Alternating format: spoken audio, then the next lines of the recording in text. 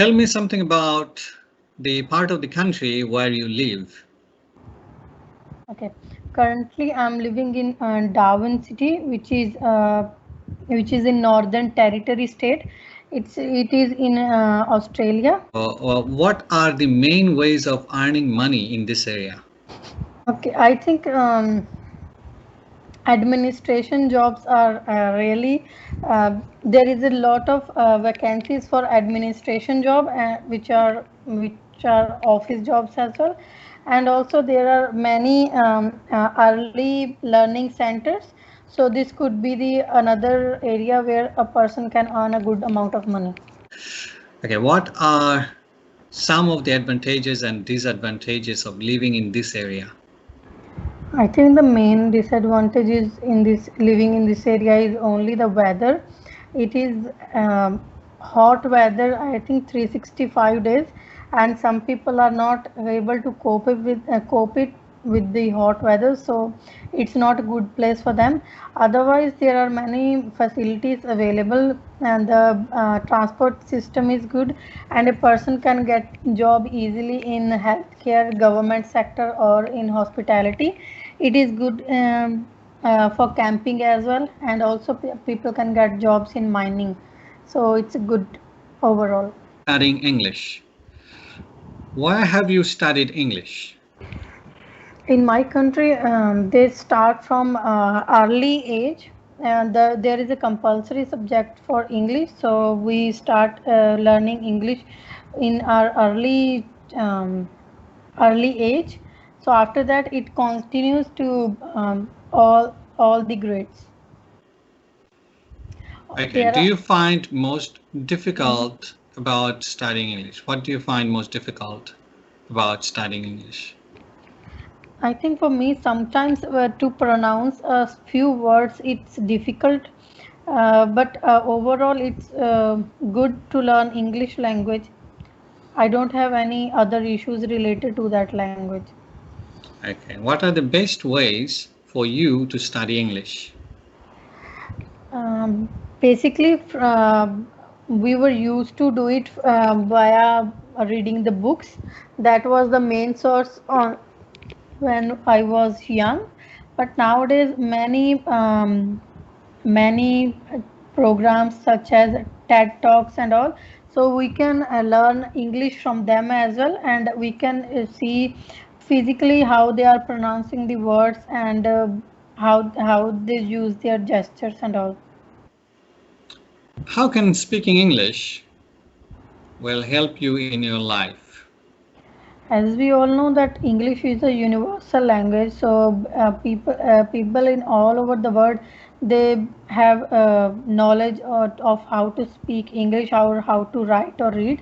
So it can help me in future life, as for example, if I go for a job in any other Asian country such as America or China or Europe. So I will not find it difficult to communicate with each other, and it will help me to grow my career and future goals. Okay, so now let's talk about transport. What is the best way to get around the place where you live? The best way to travel around is a car or a motorcycle we can use. But for if a person do not know how to drive a car, they can use a bus, and they are frequently available. It's not an issue to it's not like that you have to wait for too long to get a catch a bus. How would you improve transport in your town or area? Okay.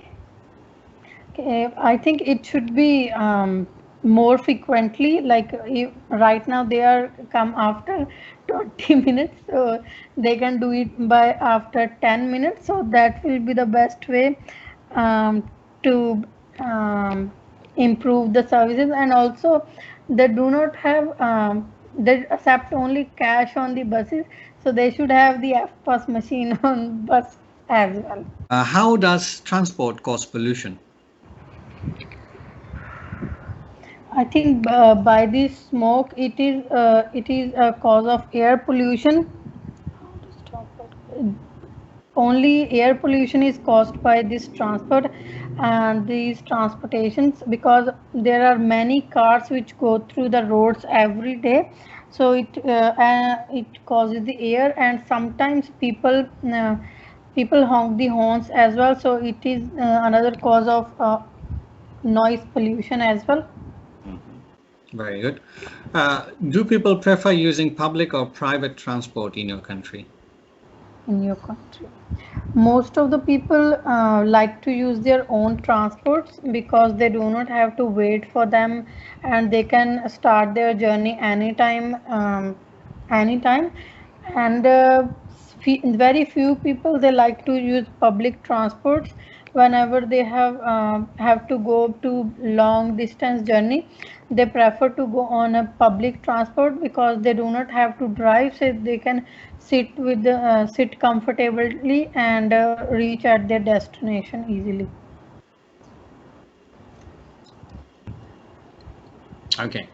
So now let's move on to prompt. So I'll give you a topic and you have exactly 1 minute to take some note, and then you have to speak on this topic for 1 to 2 minutes. So now you have to describe what you think would be the perfect holiday. Now you have exactly 1 minute to prepare yourself. Okay, your time is up. Could you please start? Yep. In my life, I haven't been to so many places, so I really want to go for a specific place to enjoy my holidays. My friends, they told me about Canada. They are saying that it is a very good place, so I will go for my perfect holiday in Canada. And I have many friends there who live, and also there are many relatives who live there, so it will be easy for us.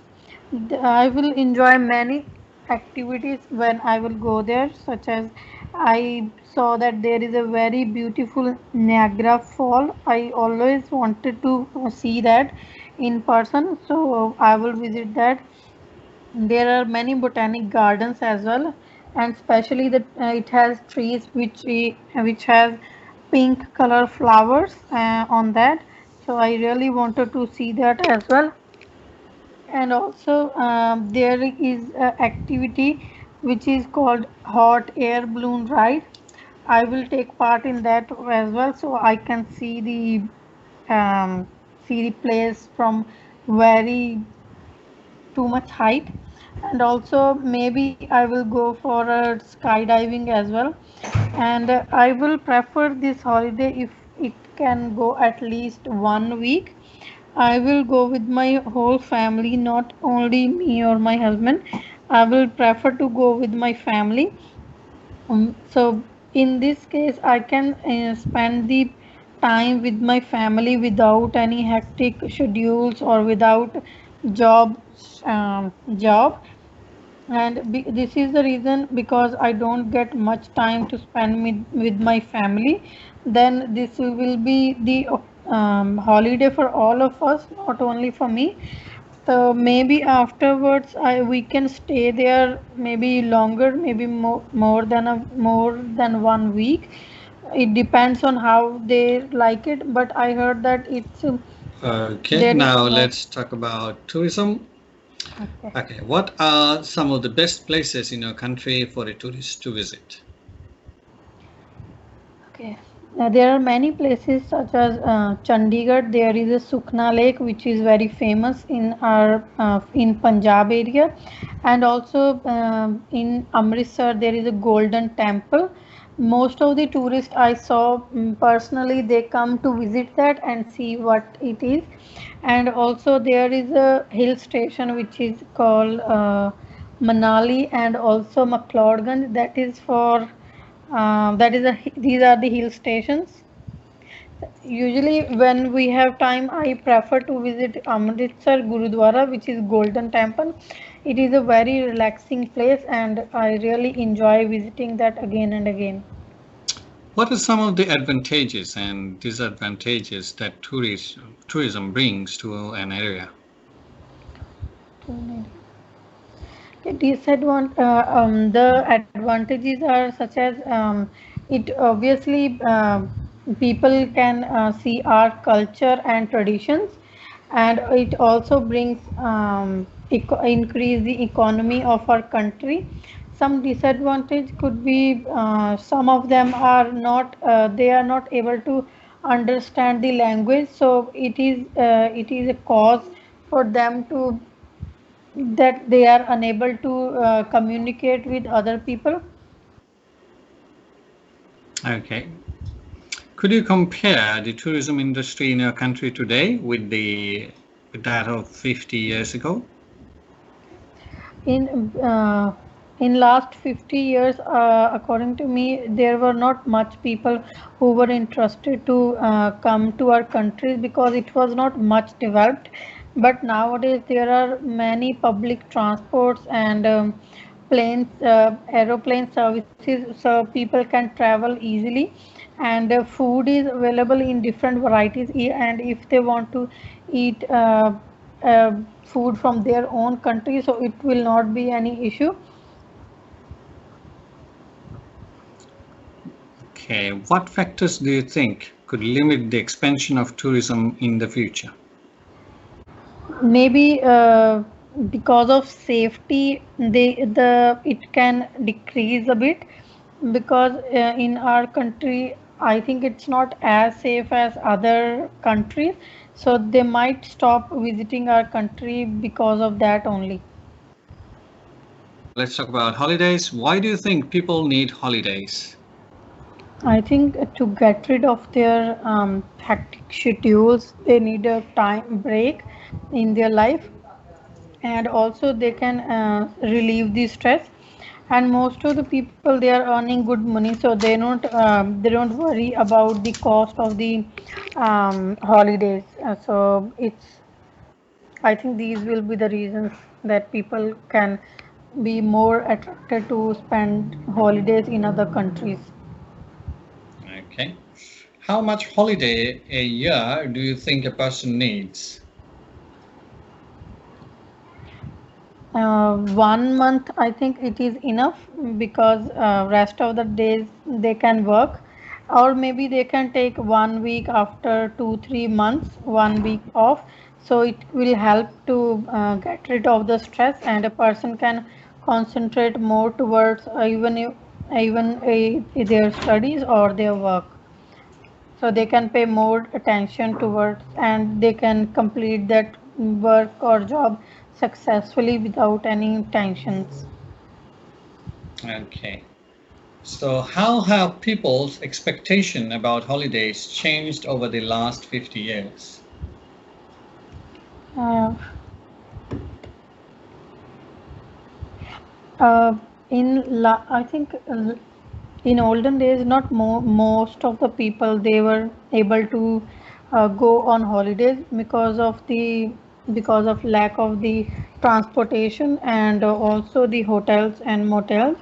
But nowadays people are going more than once in a year to the holidays. So they expect that they will feel relaxed and tension free when they will go on their holidays, and obviously they will spend time with their family members, which will help to um, create the bond more strongly.